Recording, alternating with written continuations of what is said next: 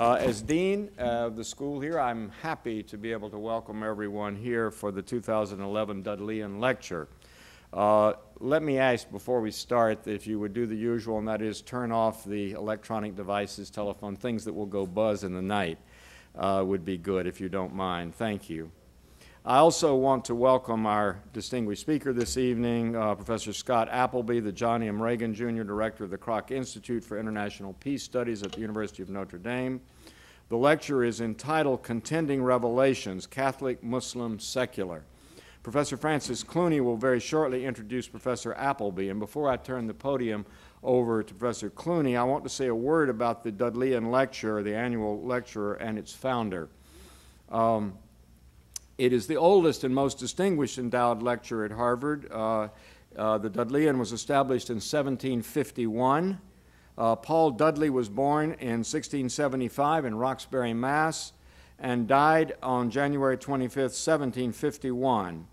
After graduating from the Roxbury Latin School and then from Harvard in 1690, he studied law at the Temple in London and became Attorney General of Massachusetts, 1702 to 1718. He was Associate Justice of the Superior Court of Massachusetts from 1718 to 1745, and then Chief Justice from 1745 until his death in 1751. Dudley was a member of the Royal Society of London, to whose transactions he contributed several papers on the natural history of New England. And of course, Dudley is also the founding benefactor of these lectures on religion here at the Harvard Divinity School. Recent Dudleyan lecturers include Miroslav Volf of Yale University in 2005, Susanna Heschel from Dartmouth in 2006, Paul Roram of Princeton in 2008, Pilar Maria Aquino, University of San Diego, 2009, and Sally McFaig last year. Tonight, my esteemed colleague Francis X. Clooney, S.J., will introduce our speaker. Frank is Parkman Professor of Divinity, Professor of Comparative Theology, and Director of the Center for the Study of World Religions here at HDS. After earning his doctorate in South Asian Studies, in South Asian Languages and Civilizations, he taught at Boston College before coming to Harvard.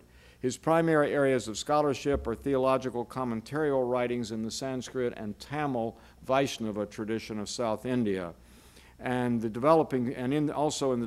other field his larger field, I guess, is the developing field, and he's the one doing a lot of the developing in this of comparative theology, a discipline that is becoming more and more.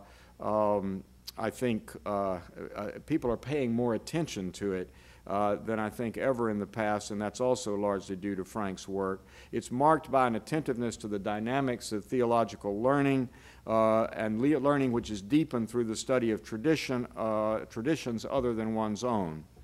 He has also written on the Jesuit missionary tradition, particularly in India, with Roberto de Nobili, for instance, and on the dynamics of dialogue in the contemporary world. Professor Clooney is the author of numerous articles and books, his latest ones being Comparative Theology, Deep Learning Across Religious Borders, and also an edited work, The New Comparative Theology, Voices from the Next Generation. And in July 2010, he was elected a Fellow of the British Academy. So, Frank, it's a great pleasure to welcome you. I know that you and Professor Appleby overlapped in doctoral studies at the University of Chicago, so you are longtime colleagues and friends, and we look forward to learning more about our speaker and then to hearing his lecture tonight. So I'll turn it over to you, Frank.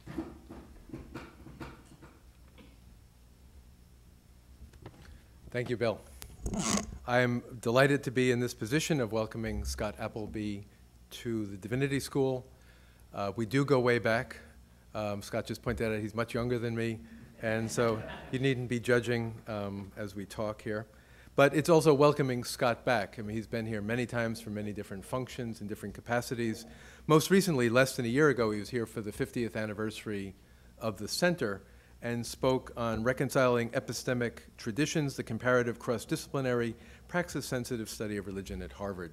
And so he's always a welcome visitor to our campus and enriches our conversations in many ways. Scott is Professor of History, the John M. Regan Jr. Director of the Kroc Institute for International Peace Studies at the University of Notre Dame. He's a historian, 1985 PhD, University of Chicago, studies modern religions and their capacity for violence and peace building. Scott co-chaired the Chicago Council and Global Affairs Task Force on Religion in United States Foreign Policy, producing a report, Engaging Religious Communities Abroad, a New Imperative for U.S. Foreign Policy. He is also the editor, the general editor of the Cornell University Press series, Catholicism in 20th Century America. And in his capacity as a peace scholar, Appleby has also been the lead editor of the Oxford University Press book series, Studies in Strategic Peacebuilding, and the co-editor of a forthcoming Oxford Handbook on Religion, Conflict, and Peacebuilding. He is a fellow of the American Academy of Arts and Sciences, the American Academy of Political and Social Sciences, and has received at least 3 honorary doctorates by now. About 15 years ago, was co-director of an interdisciplinary study on global religious resurgence, culminating in the very well-known, influential, well-respected publication, the Fundamentalism Project, which he edited with Martin Marty. As director of the Kroc Institute a few years back, he established the Catholic Peacebuilding Network, an international association of Roman Catholic peace and justice scholars and practitioners, leading to a very recent book, Peacebuilding, Catholic Theology, Ethics, and Practice. He's currently also editing, he seems to be an extremely busy man, also director of a Notre Dame research and education project, Contending Modernities, Catholic, Muslim, and Secular, and again, leading another project called Peacebuilding, Development, and Religion. Somehow in the midst of all these activities of arranging things, he also is a prolific writer. His articles and essays have appeared in Foreign Policy, Harvard Theological Review, New York Review of Books, New York Times Book Review, American Journal of Education, Church History, Christian Century, Commonweal America, U.S. Catholic Historian, and so on. His books are considerable, ranging from the Fundamentalism Project to Strong Religion, a co-edited volume in 2003, his well-known 2000 volume, The Ambivalence of the Sacred, Spokesmen for the Despised, Fundamentalist Leaders in the Middle East, Being Right, Conservative Catholics in America, Church and Age Unite, The Modernist Impulse in American Catholicism. And as I mentioned most recently, the Peacebuilding volume, which I had on my desk this past week, very wonderful set of essays with Scott's own, I think, personality and insight being built into the very first chapter, arguing, I'll just quote a little bit of it, I hope that readers of this volume will draw at least 2 conclusions based on these accounts of what secular and religious actors are doing together in dynamic, innovative, and effective ways to transform deadly conflict, heal wounds, and build a sustainable peace. First of all, peace building matters. Analyzing challenges and crafting responses through a peace-building lens makes a difference in what is done, how it is done, and what the outcomes are. And secondly, he adds, Catholic peace-building matters. While Catholic peace-building shares much in common with Mennonite, Muslim, or secular peace-building, the Catholic community brings something distinctive to the peace-building enterprise. Its capacity to do so could and should be strengthened by grounding Catholic initiatives in Catholic theology and ethics. I think that sets a wonderful tone for the book that follows. I was also fascinated by the imaginative range of things that Scott does in his work. I picked out of his CV 2 pieces that appeared in Foreign Policy. One in 2007, there was a very distinguished issue, 21 Solutions to Save the World. And Scott is humbly in there, along with Gary Kasparov, Bill McKibben, Christopher Hitchens, Joseph Nye, Jeffrey Sachs, and a number of other contributors. And he offers the simple but radical proposal, a Christian-Muslim alliance for peace, and argues very briefly but eloquently that this is not naive, this is not impossible, but this actually makes perfect sense when you begin to understand the traditions and would make such a difference. And why not? Why can't we do this? Perhaps even more daringly, at least in my mind, in 2004, also in Foreign Policy, a memo to the College of Cardinals, the job description for the next Pope, and things that the Pope needs to face, a new and aggressive secularization, the need for the Church again to engage Islam and think of Islam as a potential ally and not as a competitor, and finally to think of genetic engineering and related forms of biotechnology, needing to think these through as Catholic and ethical positions, and that the new Pope could and should be a leader in this field. I don't know if you ever heard back from the College of Cardinals on this. And then finally, Scott has contributed to our most recent issue of the Divinity Bulletin, which many of you have seen already, reviewing Ann Tave's Religious Experience Reconsidered book. And I'd just like to finish by quoting a short passage from there that I think speaks to Ann's work, but also to Scott's own work as well. I would add that the opening up of experiences deemed later to be religious to the full range of experiences deemed to be human provides a methodological base for an invigorating religious, secular, humanities science collaboration around the study of lived religion that would never stray far from asking the normative question of how we are to live and survive and thrive together in the 21st century. And that, for me, just captured very much of what drives Scott's work, his energy in arranging things, writing things, speaking things, and helping us all to work better for peace. And I think this is underlying the lecture that we're about to hear, Contending Revelations, Catholic, Muslim, and Secular. So let us welcome Scott Appleby.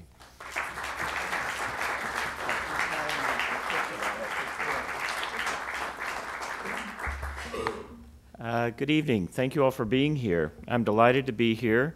I want to thank my friend Frank Clooney, my older friend Frank Clooney, and also Jane Smith, who first contacted me, to Bill Graham, to Kimberly O'Hagan, who arranged everything, to my friends from Boston College and elsewhere in the area who took the time to come, and to my son Benjamin and my daughter-in-law Bettina, who are here from Quincy. So I'm delighted you're all here. I'm honored by the invitation to deliver the Dudleyan lecture, and thus responded foolishly, it turns out, by attempting to convey my gratitude by trying to do something new, not simply recycling something on American Catholicism or fundamentalism or peace-building, subjects I know something about.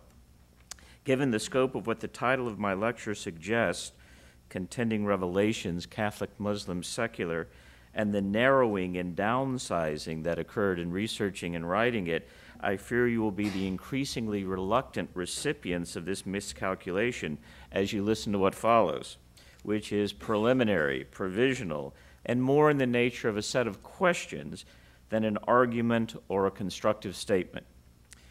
The idea to speak about revealed religion comes from the Dudleyan precedent, and to do so with reference to three traditions under consideration emerges from a new research project that Frank mentioned that we've launched at Notre Dame, but in partnership with a variety of universities, both in this country and abroad. And that project is entitled Contending Modernities, Catholic, Muslim, Secular. Our steering committee spent a full day on that title, and I can unpack it later. And this presentation on Contending Revelations is an attempt to think aloud about what we've gotten ourselves into by proposing to bring scholars and public intellectuals who are from and or expert in these three epistemic traditions together for mutual edification and collaboration over the next number of years. So let me just open with a brief word on that larger project, Contending Modernities. And if you're interested, we can talk more about it in the discussion session or tomorrow, whenever. So here's just boilerplate on the project, very briefly. Contending Modernities is a cross-cultural interdisciplinary research initiative focused on generating new knowledge and greater understanding of the ways in which religious and secular forces interact for good and for ill in the modern world. Only by examining and better understanding these interactions can we identify ways for religious and non-religious people and institutions to work together in addressing some of the world's most pressing problems, including mass violence, environmental degradation, gender inequalities, economic development, and the challenges of good governance. The project's research findings over time, we hope, will shape some future research agendas in the academy, but also inform public conversation on sensitive but crucial contemporary issues, such as the ethical dimensions of scientific research and technology, on questions ranging from the definition of the human person in light of genetic engineering to the impact of environmental change and global migration, the proper role of religiously inspired political parties and social movements, gender relations and the right of women and children, the conflict between claims to exclusive truth and respect for religious pluralism, and the tension between principles of social justice and integral human development on the one hand, and the dynamics of a global market economy on the other. Contending Modernities also aspires eventually to engage all the major world religions, but we thought we'd begin in a humble way with only 40% of the world's population. These global religions, Islam and Catholicism, antedated, help constitute, and have been shaped by the developments associated with modernity. Over the next several years, the project will examine how these two traditions have understood, accommodated, altered, and resisted both one another and the radical transformations that have characterized the modern world. We treat Islam, Catholicism, and secularism as three distinct, internally plural, and overlapping, and sometimes colliding traditions that have operated both apart from and in dynamic interaction with one another, thereby giving shape to the contemporary world. The project will examine these interactions as they have played out around the globe, with scholars documenting and analyzing cases and trends in the United States, Western Europe, Turkey, Kenya, Nigeria, the Middle East, South Africa, Iran, Indonesia, the Philippines, and elsewhere. Final plug, we have a blog. If we didn't, we couldn't exist now. And I'll be happy to give you that link, but it's already spawned an interesting cross-disciplinary multi-religious conversation. It was launched in November, and a number of leading scholars have written on project themes and related current events. So that's the larger project, of which this lecture is just a little dipping the toe in the water, so to speak, as to in terms of investigating how one way we might approach it. So, what is the topic at hand? In order to travel across the boundaries of these three discursive communities, epistemic traditions, the category of revelation, of course, must be expanded and rendered somewhat elastic, but not so as to erode its anchors in the specific meanings ascribed to it by Catholic theologians on the one hand and Muslim theologians on the other.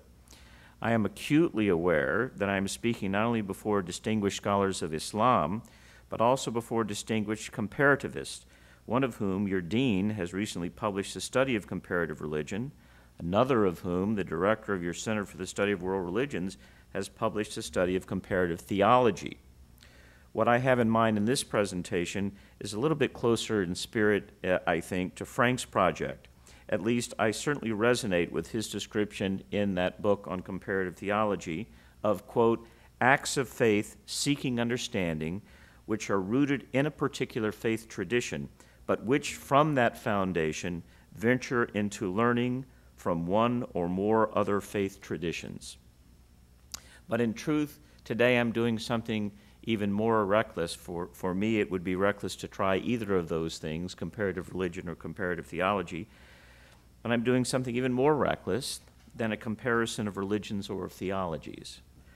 I'm faced with a challenge set for me by this Contending Modernities project of comparing apples and oranges, or so it seems. That is, religious and secular traditions, or at least insights drawn from them. What, I continue to ask myself, could I possibly hope to accomplish by this exercise, and how can I begin to justify it? I am interested in how people who find themselves situated in or stranded on the shrinking terrain between the pre-modern and the postmodern give expression to and understand the dimensions of their lives which they experience as, what shall I say, inspired, gifted, singular, imparted.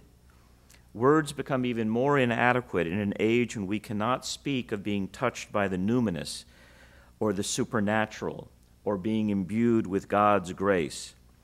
In an age when secularity is interpreted often as a regime forbidding such language, certainly if used without irony or grim poetic license.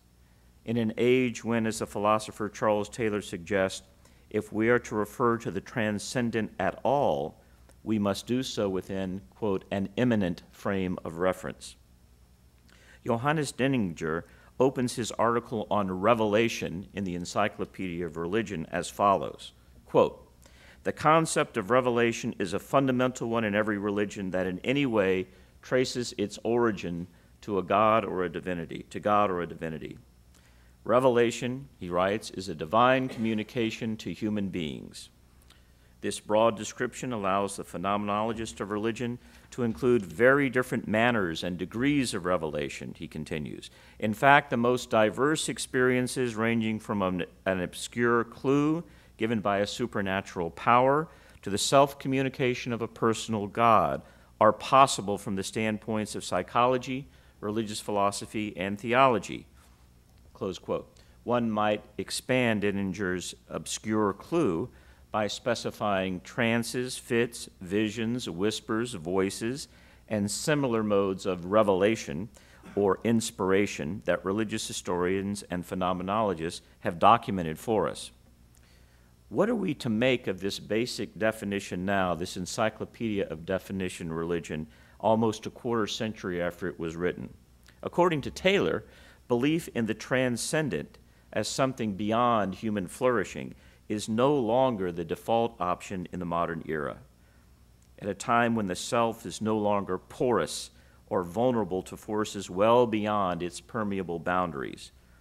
In previous historical eras, that is, quote, the very notion that there is a clear boundary between cosmic forces and the self did not make sense. Whereas today in our secular age, quote, we are buffered or bounded selves, for whom, Taylor writes, the things beyond don't need to get to me, to use the contemporary expression.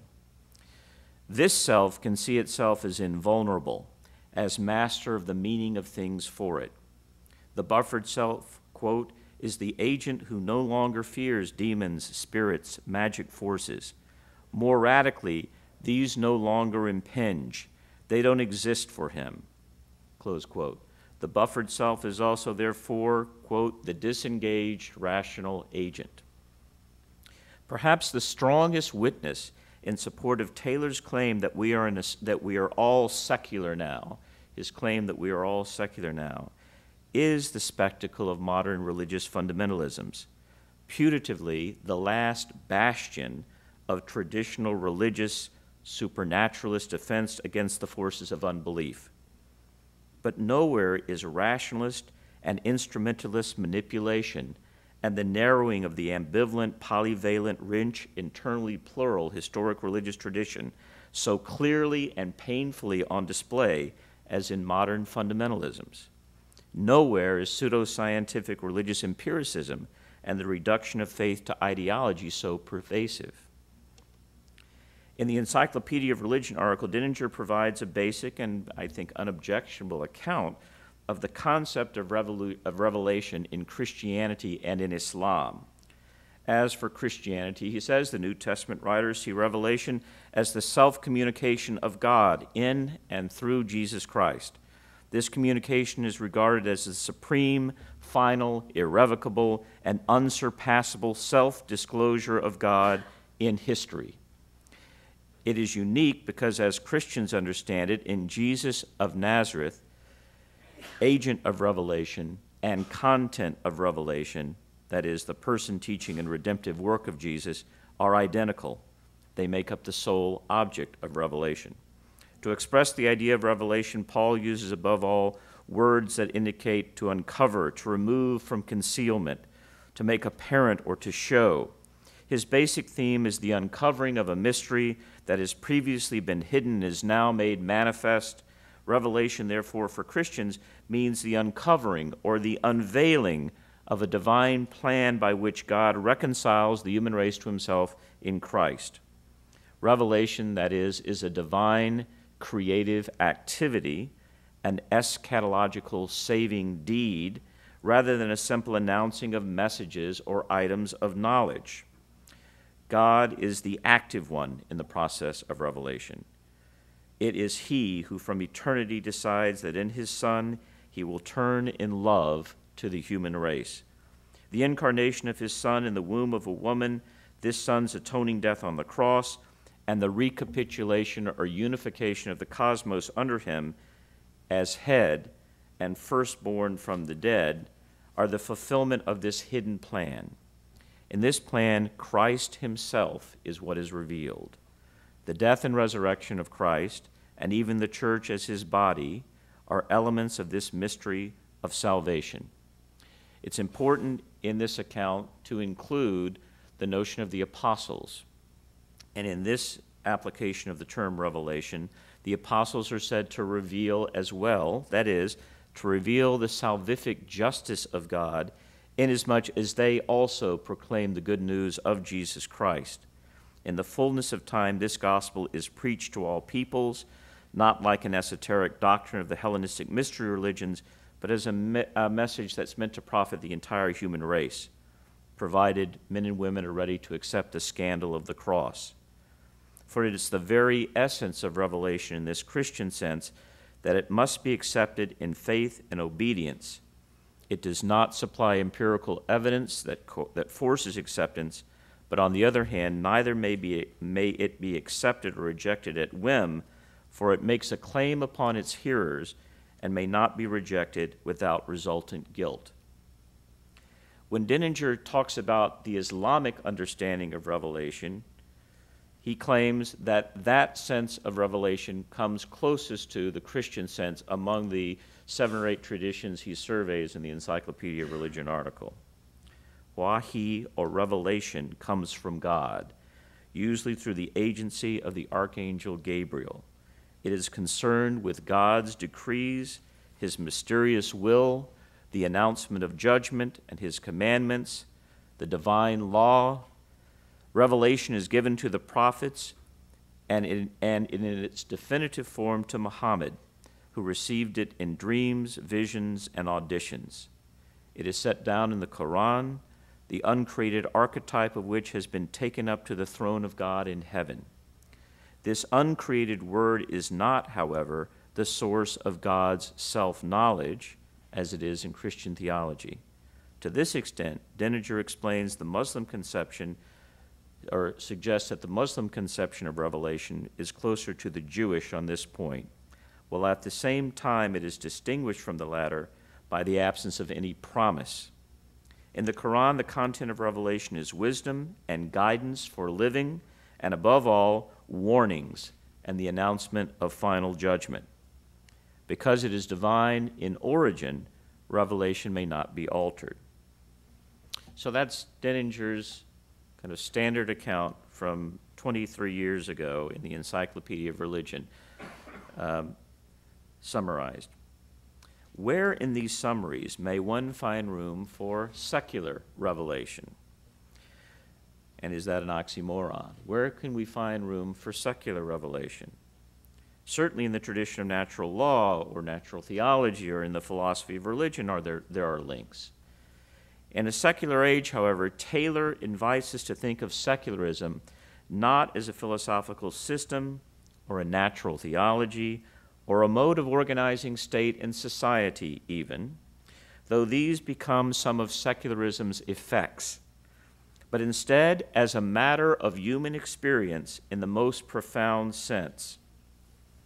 He wants us to appreciate modern Western secularism as a peculiar way of being, knowing, inhabiting the world, indeed as the condition of being, knowing, and inhabiting the world in a particular way, one that is as non-optional in the contemporary West as a polytheist worldview was for the ancient Greeks.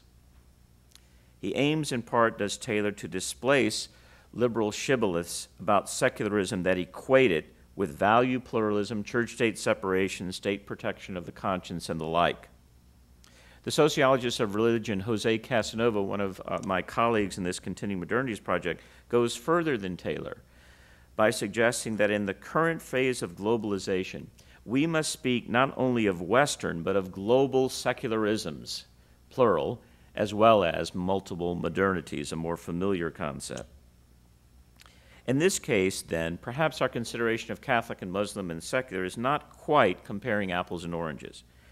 If we are not quite prepared to agree that religious communities can no longer effectively differentiate their practices, beliefs, sensibilities, and worldviews from an encompassing or pervasive secular modernity, at least we must pay close attention to where and how these epistemic traditions, Catholic, Muslim, secular, diverge and where they converge. For the points where each tradition collides or fuses are the points most well revealing of our current situation. For even in our secular age, what we might call pre-modern religious sensibilities continue to break through everywhere, to erupt, to haunt or to form us, or both. Recognizing this reality, Peter Berger, once a staunch advocate of the secularization theory, now resists the conclusion that to be modern necessarily means to be secular in some way that excludes religion. Modernization requires and brings with it pluralism, and only pluralism, Berger claims, not necessarily what we call harsh secularization, which is one of the ways Taylor defines it. And that's enough to say, Berger claims, that modernization requires pluralism. That's enough to describe our epistemologically diverse world. And the other great sociologist of secularization, David Martin, now has published his revised general theory of secularization, in which he describes the relationship today between the religious and the secular as a mixture in need of analysis, quote, because we live in moral environments saturated in the combined effects of Enlightenment universalism and versions of Christian universalism. And so, given this, I want to ask, within this immanent frame, beneath this secular sacred canopy, how is knowledge discovered, constructed, assessed? How is it named? Specifically, what kind of knowledge counts as privileged or inspired or revealed knowledge? That which is disclosed or available to a special caste of Gnostic elites, knowledge that has the power to transform the self or even to constitute the self. How do we speak of such knowledge today in this so-called secular age? Is this experience, this kind of knowledge, self-generated, an intuition, or some other internal process? Does it come from outside us, fully prepackaged, as what was once called verbal inspiration? Is it disclosed in relatio, only in relationship to another person or persons, perhaps the beloved? These are our questions, but they have also been the questions of religions prior to the advent of so-called secular modernity. Accordingly, our exploration of the concept of revelation is understood today within and across Catholic, Muslim, and secular communities must be premised on such a reading of this complex secular religious dynamic. That's the frame for it. If we are to ask how these respective communities, as well as individuals, are constituted by reception of special knowledge or privileged experience or inspired sensibilities, we must do so with the recognition that technologically enhanced mass migration across borders of time and space, transnational markets, organizations, corporations, and media, as well as other concomitants of globalization, have compelled us to live together under an encompassing canopy of secularism, defined here as a pervasive immanence, an indwelling, a social reality not in which cultural differences are eliminated, but are forced to accommodate pluralism, including internal contestation of meaning and value at a rate and on a scale that is arguably unprecedented in human history. A final word about the hazards of comparison to which this entire lecture could be devoted. Unlike comparisons of secular and religious traditions, comparisons of Christianity and Islam have a long and vexed history, not least because scholars from Western Christian backgrounds have usually set the terms of the comparison. Most comparativists of this persuasion seem to apply monothetic modes of comparison to a complex of concepts that they might categorize with the terms such as revelation or belief when describing supposedly similar concepts in the Christian and Muslim traditions. All comparison assumes that looking at two or more phenomena and breaking each down into its constituent parts. It assumes a process of listing these parts and then comparing lists, sorting for similarities and differences.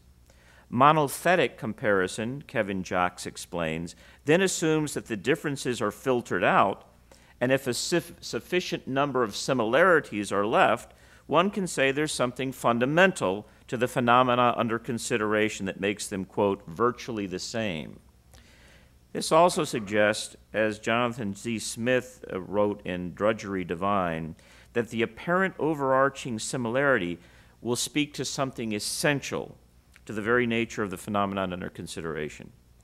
It also assumes that this phenomenon is unique or totally unlike any other thing, and therefore fundamental to all humans at all times.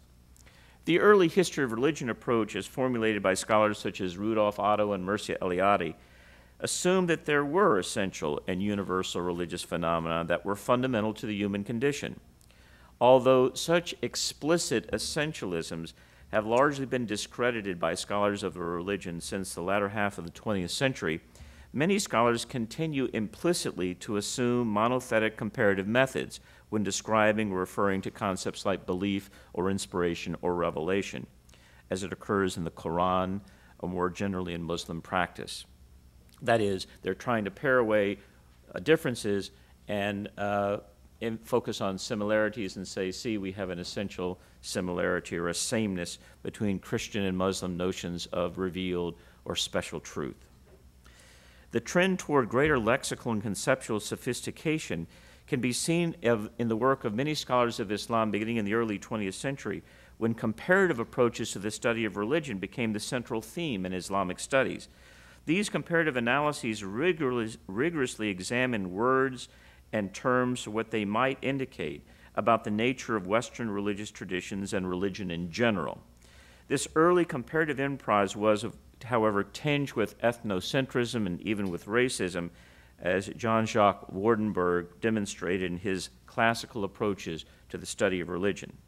Comparison was rarely done with religious traditions standing on an equal plane of analysis. Instead, Christianity was frequently placed in the superior position, with other religious traditions placed in the inferior. Concepts were compared in such a way as to impress upon the reader that Christianity was either the ultimate realization of religious evolution or the uncorrupted manifestation and definitive origin of all of the religious ideals. I don't want to obscure the fact that Muslim apologists also spent a lot of time and devoted work to showing that Christianity, of course, was the corrupted version of the original revelation.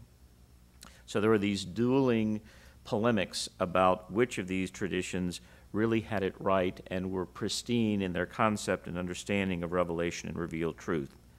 Scholars as diverse in their approaches and interests as Kenneth Cragg and Marshall Hodgson began to employ in the mid-20th century what might be called polythetic comparative approaches to phenomenon. Polythetic comparison looks for analogies first between these concepts and categories, meaning that you look for difference within a broader context of assumed similarity. So you're reversing the other method on its head. One then isolates the difference to help understand how concepts that appear similar actually evidence subtle but important differences. These differences tell us how concepts change and shift depending on context, even within the tradition and certainly across traditions, and thus what they meant to people in different times and places. Instead of looking for essences or similarities or sameness, polythetic comparison looks at the diversity of religious experience and how meanings emerge that can help us understand the great range of religious experience within and across religious traditions. I've led you through this brief tutorial on views of comparative theology simply to acknowledge where I am coming from. Clearly, Kevin Jacques, who favors the polythetic approach, comes close to dismissing the essentialist, the monothetic approach, and that's the thing we do these days, dismiss essentialism. It's a nasty word. My dual role as a director of a Peace Studies Institute and a scholar of both peace and religion pull me in both of these directions simultaneously, which is occasionally quite uncomfortable, as you might imagine. On the one hand, Contending Modernities was envisioned originally, as my opening description suggested, as a project in service of collaboration and peace building across political, religious, and national divides. So the initial impulse, at least, when you want to do that, when you want to build peace and collaborate across traditions, the initial impulse is toward comparisons for the sake of disclosing common ground. This is a term that Lisa Cahill and I and others were part of a Catholic Common Ground project and still are. That's gone on for some years now, precisely approaching dialogue and interreligious interaction with the hope of identifying where there will be commonalities, common ground. And this is, to wax even more prosaically, for the sake of building bridges between discursive communities, between sub-traditions of these religious and secular communities. And yet Kevin Jacques is right, I think, in calling for a more rigorous scholarly approach with the polythetic method, which by uncovering and detailing the breathtaking diversity of religious, and I would add secular, meanings and experiences, not only brings us to describing the world as it actually is, but also provides a firmer foundation for any plausible attempt to discern and then more boldly try to build upon common ground. So the polythetic method of focusing on differences, on tensions, on perhaps incommensurable or incommensurate, unreconcilable truths may actually, in this method, be a way forward, the better way forward. This task of discovering differences as well as similarities is complicated when one is comparing three things rather than two. And scholars have set about this task in several more or less unsatisfactory ways. Just to anticipate and demolish any illusions created by this last sentence, I shall propose no more satisfactory way in this lecture. But let's look at some examples of revelation in which we look for the differences in these traditions and try to build from there. One is to see revelation as an aesthetic sensibility. That is, to focus on the beauty of revelation, to focus on the artistry of it, to focus on the ecstatic element of it. So, for example, a scholar named Navid Kermani of the University of Bonn considers a potential bridge between the European Enlightenment and Islam on the question of revelation. The problem with that approach is that he does so at the expense of Christianity. In 1847, Kermani relates, Soren Kierkegaard wrote an essay entitled On the Difference Between a Genius and an Apostle, in which Kierkegaard emphasized the complete and absolute incompatibility of profane and sacred modes of inspiration, the inspiration of the artist on the one hand and the inspiration of the apostle or the messenger, divinely sent messenger, on the other. Kierkegaard claimed that there's not even a trace of similarity between the two. Not only is their language entirely different, but also their personal characteristics, their form of inspiration, and their behavior, as well as the content of what they describe. Kermani uses Kierkegaard's essay to illustrate a certain kind of Christian sensibility that stands, to speak polythetically, in stark contrast to Muslim sensibilities about ilham, or inspiration, one of the two primary Arabic terms used in the Quran to describe forms of revelation. One of the markers of divine inspiration in Islam is beauty, or more broadly, artistry. Indeed, the greatest miracle performed by the prophet was the Quran itself, unsurpassed in the eloquence and sheer elegance of its language. Muslim speakers pointed to the finality of the prophethood of Muhammad precisely on the basis of the splendor and beauty of the Quran itself. And in order to demonstrate the rhetorical superiority of the Quran, they diminished and denigrated the work of Arab poets. So we often hear of Islam being anti-poetic, against the arts, and so forth. It has to be said in the context of not wanting there to be a sense that the competition for the sacred or the divine origins is a valid competition. This very analogy between sacred speech and the artist speech, which is scathingly condemned by Kierkegaard, is a common undertaking in Islamic theology. the truth of the Quran is thought to be evident both by the reasonableness of its content and the beauty of its form, and all other forms of art pale in comparison. I read somewhere in preparing for this lecture, someone was talking about taking cabs in Cairo some years ago, and that the cab drivers always had cassette tapes with recitation of the Quran. And in a way, they didn't seem to be listening to the content. And at some point, this person said, "Why are you always listening to the Quran all the time?" And they said, "Because it's just beautiful. It's just an uplifting and beautiful and satisfying and experience to listen to its beauty. It far exceeds that of other forms of expression." So, if Christian existentialism a la Kierkegaard is not a bridge to Islamic concepts of revelation, the secular, vestigially religious thought of the European Enlightenment may well be. What we do notice, Kermani argues, is a surprising similarity between the concept of a genius during Kierkegaard's time and the Muslim idea of what the prophet was like and how God revealed the Quran to him. In Western thought, derived from the Génie Aesthetique of the German Enlightenment and Post-Enlightenment, there are certain characteristics ascribed to an artist that are reserved in Islamic culture for the Rasul, or divinely sent messenger. Genius was considered in both of these traditions inborn, the genius creating his works without knowing how, and being constrained to deliver whatever his inspiration determined. Following the traditions of antiquity, the German poet and philosopher Friedrich Schiller traced the unconscious creation of the artist's work back to the intuition of God. It was not in the power of the genius to bring about inspiration, it just happened to him. Schiller therefore saw in the genius a creative naivete. The most famous and recent polished example of this aesthetic of the genius originates not from Schiller, but from Friedrich Schelling's essay. They lived at roughly the same time in Germany. System of the Transcendental Idealism, which describes the genius in a way that directly recalls what are commonly believed by Muslims to be characteristics of the Apostle Muhammad. Both Schelling's genius and the Islamic Rasul are seen as the medium of the absolute.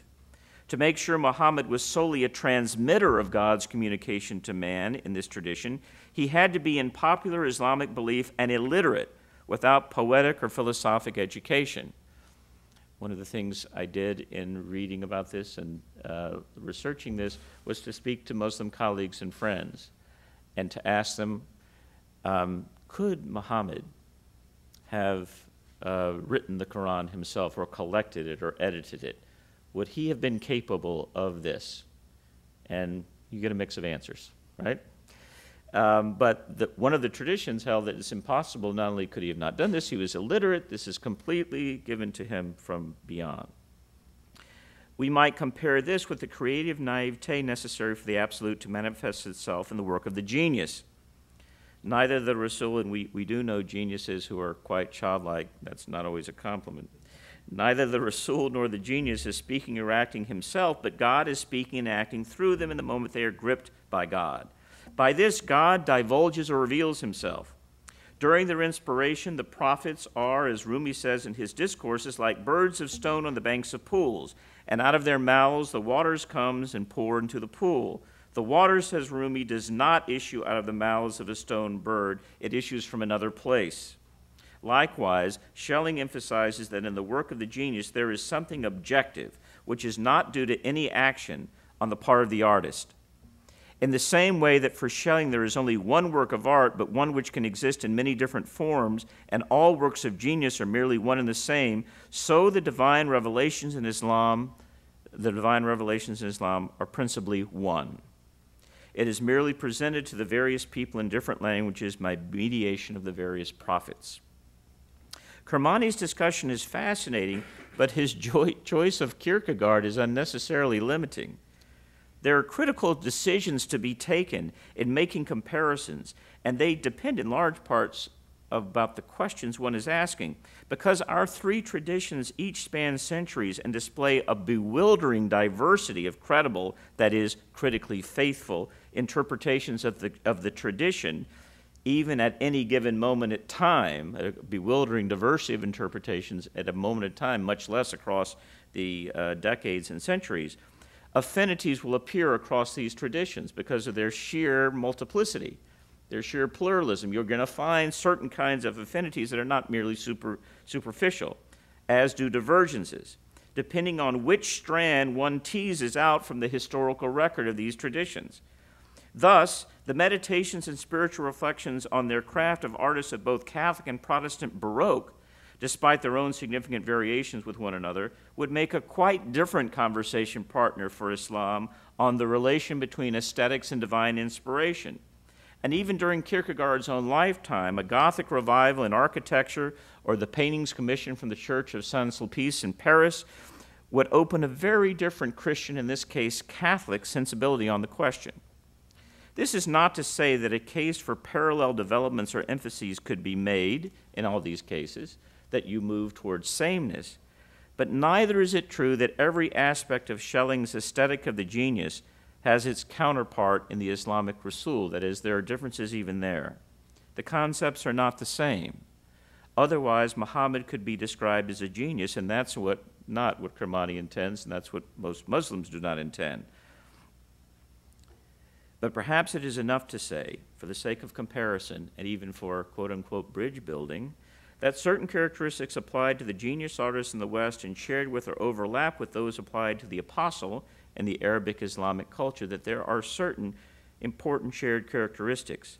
There is inherent in the concept of the Rasul in Islam a combination of features which in Christianity are divided between at least two major traditions on art and religion. So there are these points of comparison. And of course, religious history, one can argue, will show the symbiosis of revelation and poetry as the rule rather than the exception, whether we're talking about the solemn words of the Buddha or Hindu Vedas, which are still recited by singing, or in older Christian rites, as in the synagogue, the Holy Scriptures are sung. Kermani concludes his essay comparing Schiller and Schelling and Islamic traditions of the Rasul this way. The interesting point here is that the Islamic philosophers developed as a matter of course out of the Greek ideas on inspiration a theory of prophecy into which the Prophet Muhammad was integrated by these Muslim philosophers. That means because the Muslim philosophers had the Quran, there was no need to give to poetry any metaphysical status or consecration. From the same roots, the personal union of prophet and artist in antiquity, these two cultures evolved completely different concepts. While from the Greek ideas about the receiving of transcendental knowledge, the Muslims found their prophet, in Europe, these ideas were identified with the genius artists. How could this be possible? Only if there is a substantial proximity, if not a shared identity, but not a shared identity, he says, between the Islamic prophet and the Western artist. A substantial proximity, not a shared identity. This is the reason for the remarkable parallels of the aesthetic of the genius and the Muslim presentation of the prophet. That's what he says. One of our guest speakers last November at the launch of Contending Modernities was the Turkish novelist and Nobel laureate Orhan Pamuk, whose fiction and nonfiction work brings into conversation and also juxtaposition Islamic, Islamist, and secular voices from his homeland.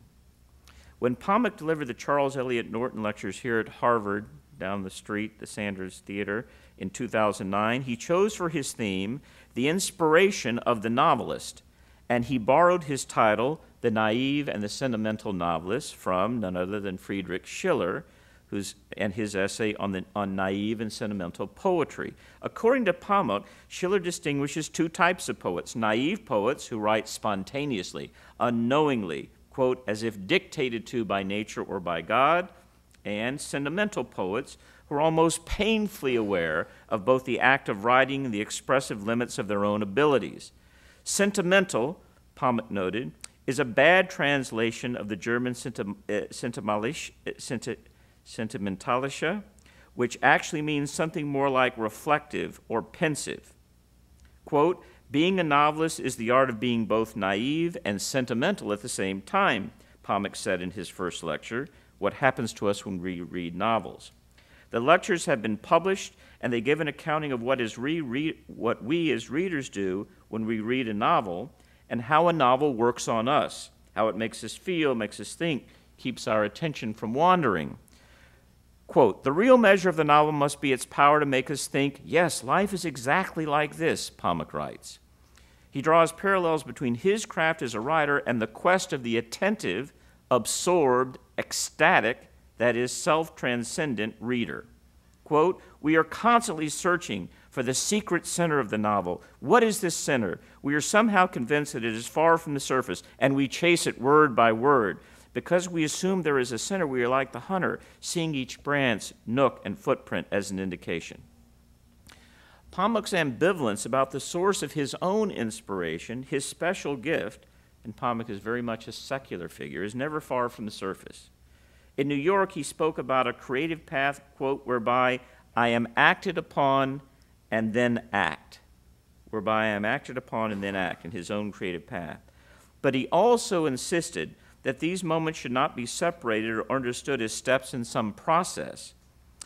At that event, one of our Muslim colleagues, Mahan Mirza, stood up and asked Pamuk publicly, "Is God the source of your inspiration? Do you believe in God?" Pamuk's response was, "That is too Cartesian for me. It is not out there." Which leads to this question: can we elicit from Catholic or Muslim reflections on or theologies of revelation something approaching this kind of rejection of dualism, this rejection of posing the transcendent as over against the immanent? Indeed, in Catholic theology, one can trace a trajectory from the Catholic modernists of the late 19th century and the early 20th to its more orthodox expression in Vatican II era in the writings of theologians such as Karl Rahner. In the former case, that of the modernists, the historian of theology Gabriel Dalley tells us the position of so-called modernists such as George Tyrrell, the English Jesuit Baron Friedrich von Hugel, Maurice Blondel, might be summarized, their position of understanding inspiration and even revelation, by the phrase transcendence in immanence. Transcendence in immanence. Within their ecclesial-political context, this loosely affiliated company of historians, philosophers, and theologians stood in opposition to the neo-scholastic guardians of orthodoxy, many of them Jesuits, who took a position known at the time as extrinsicism, whereby revelation was construed along the lines of verbal inspiration, that is, as a deposit of faith, quote, dropped down from heaven into the pontifical lap, as the first modernist to be excommunicated, Alfred Loisy, put it mockingly. By contrast, the modernists stressed immanence, but not, as Daly insists, to the exclusion of transcendence. They didn't see revelation as something given externally from outside, dropped into the pontifical lap, but as an ongoing process available to every human person of God's self-gift and self-disclosure in the human person, immanent to the human person. The seed of these ideas survived the modernist purge, and by the eve of the Second Vatican Council, thanks to Rahner and others, a more sophisticated transcendental anthropology was in place. Rahner claims that a basic pre-thematic awareness of God is intrinsic to human beings, intrinsic in the sense that it is graced, implanted by God in the depths of the human spirits, that we have a real potency for receiving supernatural grace or God's self-gift, and a potency that is actualized by the workings of human freedom. In Rahner's approach, individual beliefs are subordinate, if I may use that term, to the graced capacity to respond to the spiritual dynamism of the human person, that is, the person's transcendental openness to the infinite horizon of being, which is God. Our transcendence, that orientation to transcendence, which Rahner called famously a fundamental, confronts us with what Rahner famously called a fundamental option, the responsibility of either disposing ourselves to God or saying no to God's self-communication. Individual beliefs and articles of faith raise this option and its incarnational possibility to the level of human awareness and objectivity, thereby abetting the task of deepening our concrete yes to God. So it's not as if Rahner didn't care about doctrines or beliefs. He said these are good things. They're important because they concretize and raise thematically to our awareness the particulars of our faith, and we're able more readily to choose them, to say yes to them. What of prophecy and revelation? If Jesus Christ is the unsurpassed, in the thought of Rahner, what of prophecy and revelation? If Jesus Christ is the unsurpassed and unsurpassable self-disclosure of God and humankind, each Christian, indeed each person, is also called to become transparent to God in imitation of Christ. The church, Rahner avers, is the community which professes and lives out this encompassing world of grace reality. My little act here of selective retrieval from the mid-20th century European Roman Catholic preconciliar transcendental Thomist formulation of one, albeit one very influential theologian, sets up a potentially interesting dialogue with one construal of modern Islam. And again, I'm picking and choosing for the point, which also engages the question of revelation as a matter of belief. What is the role of belief if we're now in a secular mode, a secular age in which inspiration, revelation is imminent, even in Rahner's formulation, transcendence and immanence of a type? What is belief? Because often in the literature and the comparison, there's still focus that a comparison of a concept of belief. That concept has been criticized by comparativists as inadequate in referring to Islam and applying it to Islam, because it's construed according to a Christian understanding and posited in an essentialist mode. There's something called belief. It's a category. Wilfred Cantwell Smith, in Belief in History, argues that most modern definitions of belief are misleading when applied to Islam because they do not account for the scope of the idea of tawhid, unity, unification, integration, that concept tawhid. More than unity, integration, unity, unification. The concept of tawhid represents for Muslim the principle that binds all of life together in a comprehensive worldview, where ideas, emotions, and actions are all integrated into a system of living, a way of being in the world. The system created by tawhid, Smith writes, quote, does not mean something so much as it confers meaning. Kevin Jacques builds on this insight. He writes, the generative aspect of the system created by tawhid gives meaning to concepts such as God. Such concepts find their meanings within the system as it is lived by Muslims at different times and places. To say that Muslims believe in God does not account for the overall meaning of the concept of God or how it fits within the overall system of living that tawhid generates in Muslim cultures. It prioritizes only one aspect of what God means, and even then creates imprecise and even false perceptions. So there's a real caution about using belief as a comparative category, but I think it would be fruitful to adjust rather than to abandon the comparative question, reconfiguring it around his insight about the relationship between tawhid and belief, and ask whether or even how belief is embedded within a specific Catholic or Muslim or secular setting, and how it shifts over time in tandem with the experience of unity, oneness, integration. It would be fruitful, that is, to ask whether there is a comparable sensibility within Catholicism and among contemporary Catholics regarding the experience of integration, unity, oneness. Is there a logic within the Catholic religious imagination that corresponds to the deep meaning structure of tawhid?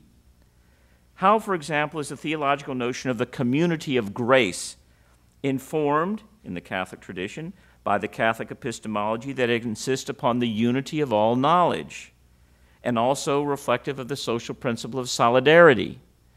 These seem to me to be Catholic instincts toward unity, integration, wholeness. Would such a self-interrogation on the part of Catholics derive from a deeper understanding of this Muslim concept lead Catholics to a deeper appreciation of and purchase on their own heritage? And what of our secular interlocutors? Might our everyday, ordinary aspirations quietly move to integration and unity as the conditions for extraordinary knowledge and experience? For example, does a contemporary cultural desideratum, such as holism, approximate the Muslim meaning abiding within tawhid?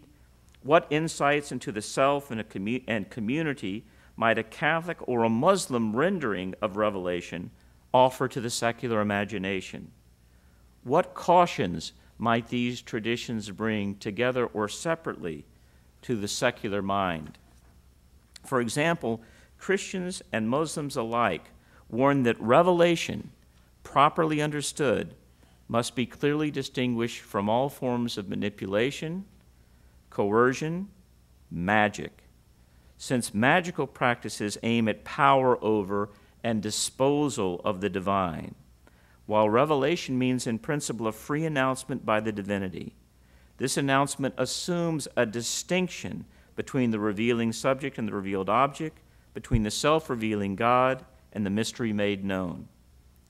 Determining whether secular gnosis and the mysticisms of the moment are to be regarded today as forms of revelation, that is, of knowledge constituting and empowering the self, or whether they, on the contrary, are current modes of secular gnosis, secular knowledge, inward turning, negatively self-absorption, whether these are the opposite of revelation and self-transcendence, an ultimately self-destructive form of inwardness that reduces it to mere solipsism. Determining this seems a task that drives to the heart of many of our debates about what constitutes authentic human flourishing, integral human development, and at the base of it all, genuine freedom. As promised, I have left us with nothing but questions, and so I am all the more grateful for your attention. Thank you.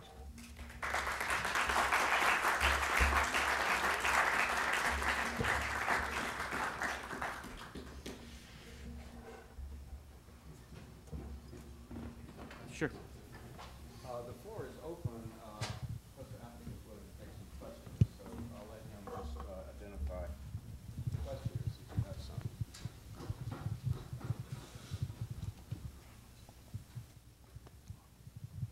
Silence is tacit consent to be governed. David. Thank you. I find this turned on. Can you hear? Yeah. I find this very stimulating, and I was thinking as you were concluding your comments, we need a number of other interlocutors here to carry this a few steps further. I'd love to have Thomas Merton here, for example, to hear how the notion of revelation and the notion of certain forms of mystical experience as he understood them within Christianity, and also as he understood them in dialogue with Buddhism or other areas, might be ways of articulating some of this deeper unity that you're talking about and the way it overlaps with Tawhid. And you could, in a secular domain, you could bring in other notions of unity that I don't want to use Gaia as the only possibility, but there's something about the unity of the universe that has an ecological component to it, that has some very important dimensions to it, all of which has a certain kind of touching into the dimensions of religious experience that get called mystical, and how that relates to revelation, it seems to me, is very interesting. It's that area that overlaps a bit with the issue of how much is the prophet like the genius, and are they radically different, or are there some overlaps there? Anyway, I'm just thinking there, it would be very interesting to bring that component into this discussion in a way that could open up some further avenues. So thank you very much. Thanks, David. Thank you for a stimulating program. I'm wondering whether it's a strategic question, an institutional question, or a content question as to why Catholicism, Islam, and secularity, and the omission of the Protestant community and the Orthodox community. Protestantism may stretch towards secularism, Orthodoxy may stretch in another direction, but I'm interested in what your thinking was in terms of the project itself. That is a question we get. Another variation of the question is why Catholicism rather than Christianity? You're comparing apples and oranges in that sense, because Islam, of course, is right. I'll admit to you, Ronnie, that it's a combination of two things. One is quite practical, which is the project is ridiculously ambitious to begin with, and since we started Notre Dame, we felt we had a little bit of a platform and a little bit of strength in Catholicism, and although we do have some very fine scholars of evangelical Christianity and Protestant Christianity, the strength there is more in Catholicism, and whereas we're relatively weak in Islam, and we are working with other universities there too. But also the sense of to do more than simply bow to the practical on that point, to have a sense of, and of course Protestant Christians could make this claim very easily, and obviously Orthodox could, but take at least this, this large tradition, global tradition, proselytizing tradition, Catholicism, that also had this traumatic encounter with modernity. And a fissure, an encounter with modernity that really was internally divisive. However, those are both insufficient answers. And so what the project hopes to do, if we are at all successful in the first phase of it, and we're right now putting together working groups in 7 research areas that more or less are delimited to Islamic and Catholic and secular scholars, is to broaden the conversation after the first phase of the project and bring in other Christian, including Orthodox, evangelical, and Jewish voices as the next kind of circle, and then South Asian traditions as well. But I'm so overwhelmed by the challenge at this point that even though we have this is partly a response to David as well, because we must, obviously multiply the number of voices. I don't think we can get Merton to be part of it, but the insights, the Merton scholars. But we have to do that, and so for me to say anything at all in terms of is not representing the project that well in that sense. So it's going to be collaborative, multidisciplinary, but yet we hope it will be successful in such a way that we can expand the circle of interlocutors within a few years.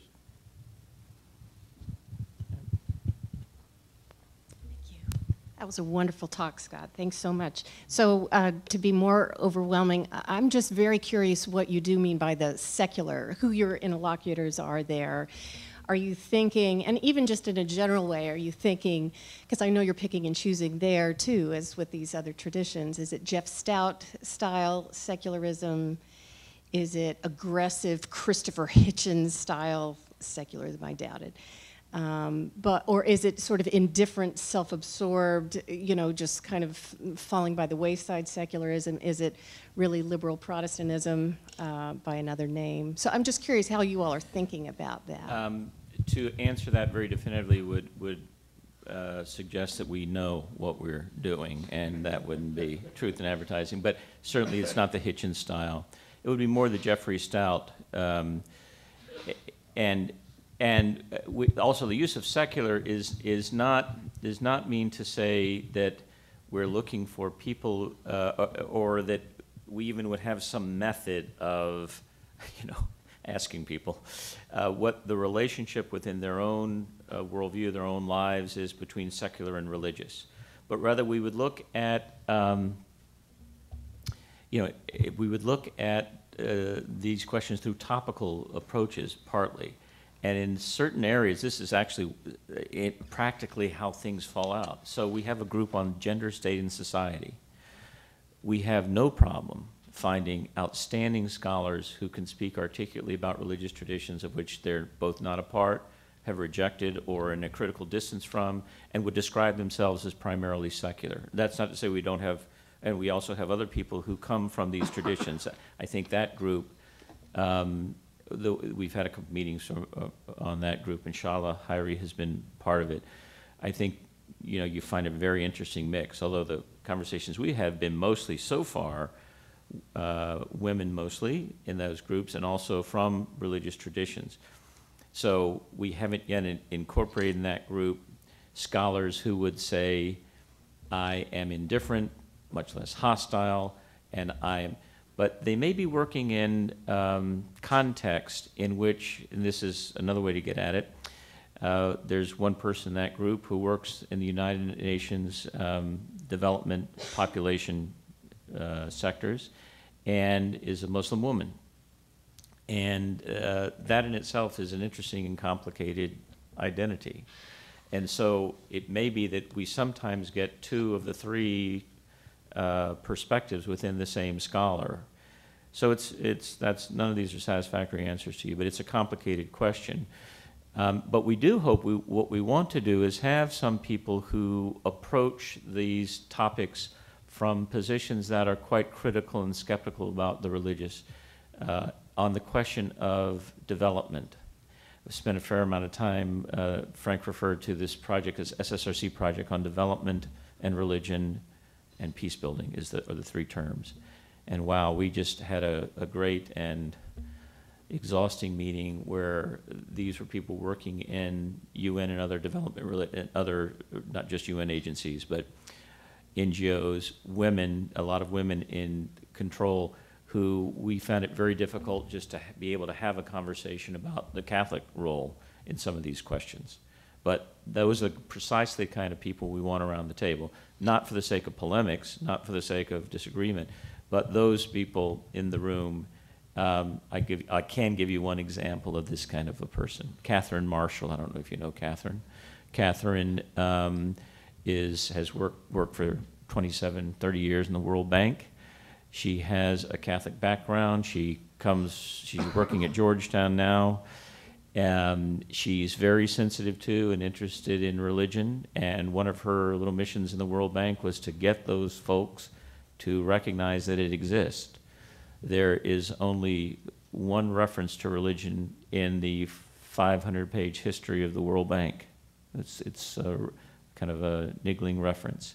They just put blinders on, and that's, of course, self-defeating if you want to work on development or health care. You know, there's ranges. The World Bank, I'm sorry, World Bank has statistics, Catherine said at this meeting, between 5 and 70% of healthcare in sub-Saharan Africa is delivered by Catholic or Muslim groups. Now that's quite a range of statistics, meaning they haven't done their homework. The general estimates among people who have independently researched it beyond the World Bank are something like 40 to 45% of healthcare is delivered by Catholic or Muslim groups. And so the fact that the World Bank turns a blind eye toward those, and they have all the reasons, you know, they're patriarchal, they're regressive, they're not, or there's also the public-private distinction where in religion, as in some other things, as you know, when people will bring their own personal, the way they've worked out religion in their own lives to their professional lives, and so if they've worked it out in a certain way, they tend to project that. So Catherine is in a certain way, she's one of our steering committee members, she's really a great interlocutor, because I don't know how Catherine would describe herself, but I doubt that Catholic would be the first word, or even religious, but there's a kind of a recognition that you can't talk about her area without a serious interrogation and respect for religion, and she also can be very blistering on both Muslim and Catholic obstacles as she sees them. So she's actually a great interlocutor, and I don't know where that fits in the Hitchens, Stout, et cetera mode, but that's kind of the profile that's really quite ideal for us.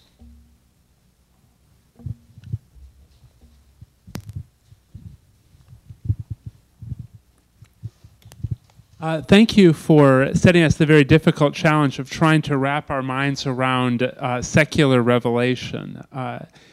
You certainly convinced me that revelation is a good category for romanticism, but it left me unconvinced that romanticism is a good category of a good subset of secularism. But here are my two questions about secular. First, what are your hopes? What do you dream will happen in this project because secular is lifted up as a tradition within it? And second, how would the project be different if romanticism, experimental science, and Marxism were lifted up as distinct traditions rather than being grouped together under this rubric of the secular? Right. The first one's a lot easier, at least to to at least initially address. I mentioned kind of in passing that we spent a day or half a day on the title. And we had when we first kind of conceptualized the project a couple of years ago, we had it with, the conceptualization was Catholicism and Islam, and for that matter, other religious traditions, in reaction to secular modernity. And we realized that was flawed for all kinds of reasons. And so the formula we use now, the language we use now, is that they're all co-creating, resisting, accommodating, adapting to the modern, which is itself obviously a charged category. So lifting up the secular is complicated too, because this is a little bit with Marie's, the conversation with Marie. It's not to suggest in a way that you would normally suggest that Catholic and Muslim are quite distinct traditions and you normally don't find them together in one person or community. This is not the case with secular. I mean, the secular is a more fluid. In some ways, it is a different kind of analytical category because I'm a secular person and a religious person, I would say. And so part of the interest for me in reading and learning about this is, what does that mean to say that I'm a person of faith but also undeniably a secular person?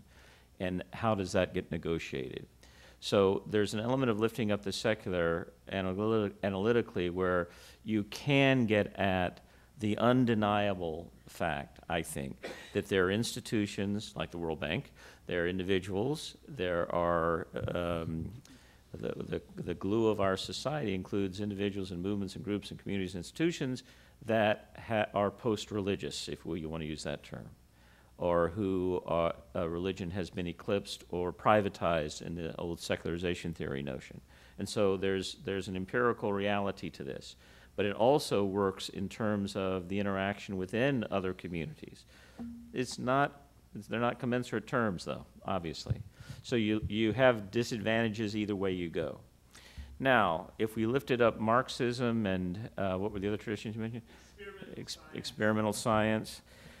I'm going to punt because I'm not capable of, and even if I were, it would be a long conversation to try to tease that out, but I will say this. We're going to do that, I think, functionally, in a sense, depending on the working group. So we have a working group that we just happily got a grant from the Lilly Foundation called Science and the Human Person is kind of the, and what we're doing is bringing together people not only from Pontifical Academy for the Sciences and the Vatican, and there's a kind of a growing interest among certain Muslim scholars, especially in Iran, on questions of science. And people are at different places on these questions. And we're bringing folks who are from the secular scientific community to ask about epistemologies, worldviews, kind of overarching questions, but to do so by looking at three areas. And so this is going to be actually three working groups. One is on environmental sustainability and change and so forth. One is on proliferation of weapons of mass destruction and the whole question there. And the third is on genetic engineering kind of questions. So within that kind of structure, you'll have the scientific community. There's one group on the global economy. I don't know how many Marxists we're going to get represented in that group, but that would be a way in which secular gets disaggregated, and you have different voices within the secular who will be represented. That's about the best we can do, I think, at this point.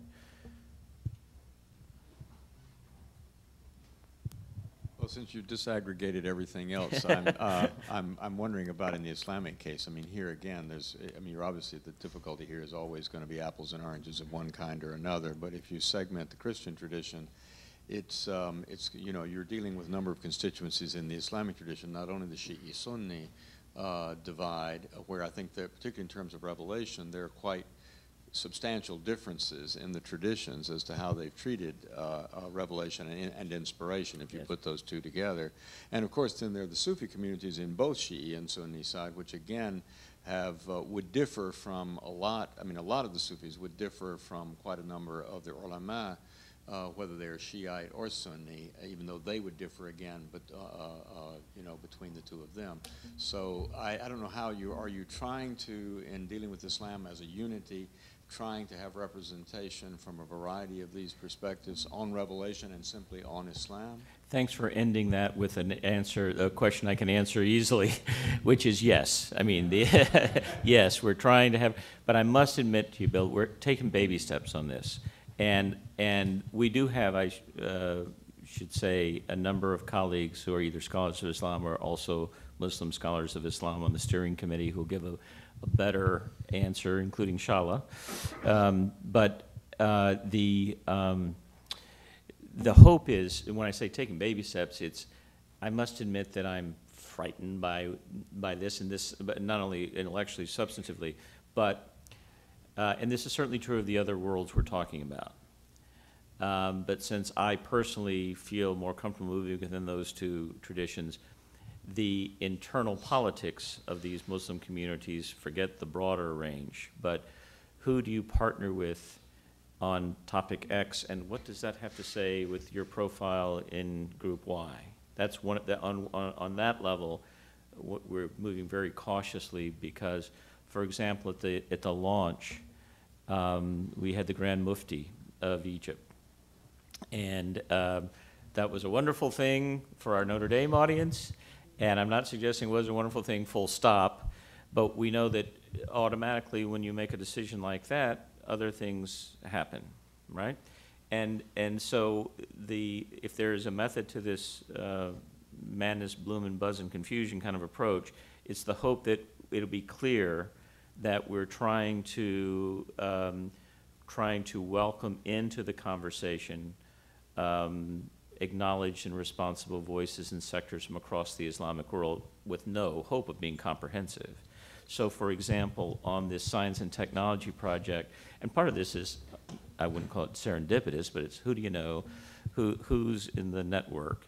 And so there's a scholar in Iran, Rasul Rasulipour, who is kind of close to the leadership there, but in a kind of critical distance, and so his relationship to us has to be a little bit. But he runs a think tank that is, he himself is a philosopher who is moving into these kinds of questions we're dealing with. And we're on the brink of going there and meeting these folks, and before we sign on to anything, we do double diligence, not because, you know, there's a hermeneutic of suspicion about everyone, but just caution for these reasons. So it's daunting. And, you know, one other thing, you know this, because even here in our American Muslim community, if a prominent scholar is associated with Sufism, then you get unfairly, you know, well, that's what your agenda is. Or this. Now, this is true in Christianity, it's true everywhere. But I'd be happy to be on the phone with you on a daily basis, getting help on these things.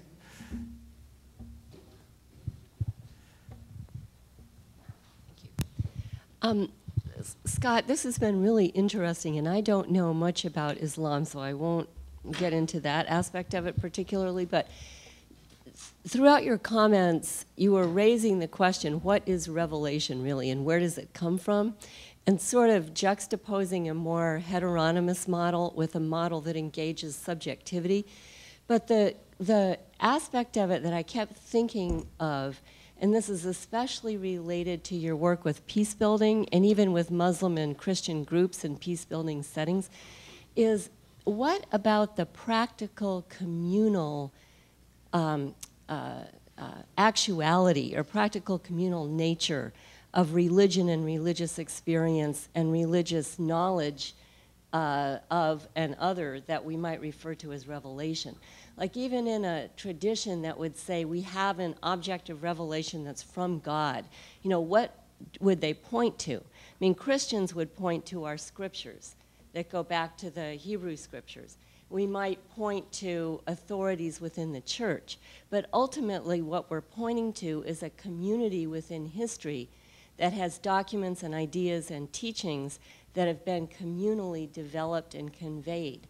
And the point of it at the practical level is that, you know, being involved in the peace building network, I mean, I felt that often people's knowledge was, and their identities were very much practical and communal, but also the way to engage with revelations so to speak, from other communities was to engage at the practical level to find common ground around practices or problems that they held in common. And so the identities or the revelations get negotiated at the practical level. And I think that's true of so-called secularism. I mean, people are living in communities, modernity or whatever, in contact with different religious traditions. Identities are, as is often said, to some degree hybrid. They're in conversation. And it's just the practical communal nature of religion and belief and knowledge just jumps out at me. Mm-hmm. And how does that bear on what revelation is? You know, I guess it's just with the Transcendental Thomists and Rahner and all that, I mean, it's often said that they're very Kantian, they're very subjective, they're missing the communal dimension of what religion is. I mean, not totally, you know, yeah. But it's a certain phase, a certain modern phase, the subject and the individual freedom that's very Western, very modern, very...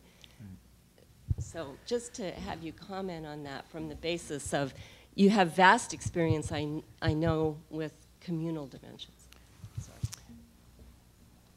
So Lisa, if we formulated that in terms of a kind of a specific question, would it be, how do we account for the kind of the lived, are we talking about in that, I mean, what you're saying can go in a couple different directions. Are we talking about lived religion, lived theology? Is that what, and how do we account for that?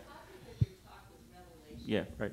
And my question is, how does the communal nature of religious knowledge, belief, and identity bear on what we mean when we even say revelation? Mm-hmm.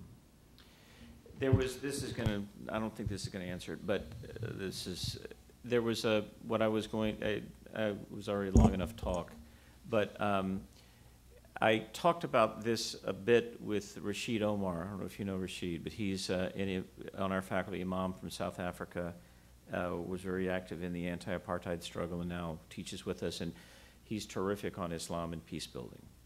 He's just very eloquent and very courageous person. And in talking to him and preparing this, we got into a little bit of this, you know, what does this have to do with, because he's also very engaged at this level himself. Now he's a PhD, et cetera, so he's engaged with the kind of this world of ideas and traditions and so forth. But what he did for me in thinking about this communal aspect is gave me a presentation he made to a interreligious group in South Bend of Christian Muslim. And he talked about this concept. I told him I was going to talk about revelation. He talked about the concept of the other, and that this is a very real existential, you know, it's a communal reality, this notion of the other. You know, not that it's thought of in that word, but how do you interact constantly, whether you're in Detroit or South Bend or Bujumbura or wherever we are, with this, with the diversity, the difference, the challenge within the own community and also across these communities. And he did a very nice presentation that drew on the Epistle to Hebrews on one hand and on Quranic texts and Hadith about welcoming the stranger, hospitality, a real concrete, what does this mean that, and he couched it within Allah as the other. And that this revelation, and he went through some of the, Bill was referring and others to, very different contested traditions about inspiration and revelation and what is the role of the prophet and so forth. And he tried to develop the notion that this whole process of revelation is an encounter with the other, and it's an encounter that is not, lends itself to enmity or to hostility, but in fact to flourishing, to benevolence, to justice. And so he used the model, a certain model of the prophet and the revelation as an encounter with the other that makes sense within a communal. So is this a model for what we are as a community? And it was very, I don't want to say simple, that sounds, but it was very straightforward, very effective pastorally, to use that term. You know, and I thought that was the kind of thing where you're building another kind of bridge to the engaged part. And so we also have to find places in this project for those kind of voices. Mm-hmm. Good. tune in. We have promised you a dinner, I understand, and so I think your chariot awaits. So let me thank everyone for coming, and particularly thank our speaker for such an interesting and inspiring and stimulating set of questions, which I think he did pose very, very well tonight. So thank you all for being here, and thank you, Scott. Good night.